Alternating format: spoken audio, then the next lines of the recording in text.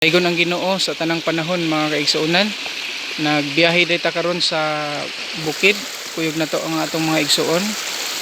Itong usa nga wala nagkalo si Brother Jim, ang isa si Brother Reden. So nagpahulay mi og kadyot karon diri igsuon tungod kay bugnaw kaayo. Nata sa karon sa ilawom sa unsay ngalan na sa basig talot na ng kahoy. Then bugnaw kayong sapa mga igsuon. So nata karon dinhi. So nagbisita ta karon mga kaigsuonan sa ato pong mga kaigsuonan sa pagtuo.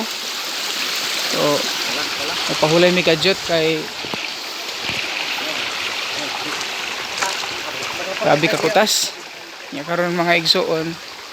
Padayon mi dito sa babaw. Dito na pod tunga sa punta dito. Kalipay na to sa kanunay ang kapot sa pulo sa Ginoo. Memory verse ta Brad, memory verse nimo Brad.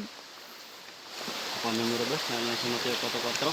Check ingon. Tao dili mabuhi sa panlamang kundi sa matag pulo ng sa Ginoo. Amen. Imhadot. Ha? Gadaya Chris 11. Sige nga. Bakit ako sa dili madugay kupti pagayo ang inyong nabataw na nabi halay makaagaw sa inyong suuboro. Amen. So, sa pagkamaayo sa Ginoo mga igsuon, padayon ta. So, dilibot pasabot nga wala tayong mga problema, wala tayong mga kalisod sa kinabuhi. Kaya nagabuhat na niini. Aduna pod og mas daghan pa. Pero nindot paminawon mga igsuon nga taliwala sa kalisod, kapait sa kinabuhi nga atong giatubang. Di na to ikaulaw ang pagpadayag sa pulong sa Ginoo. So, padayon ta karon. Sa natong kauyog to ana, ditungas na. Sugan nagdagan ay. Talaygon ang Ginoo sa tanang panahon.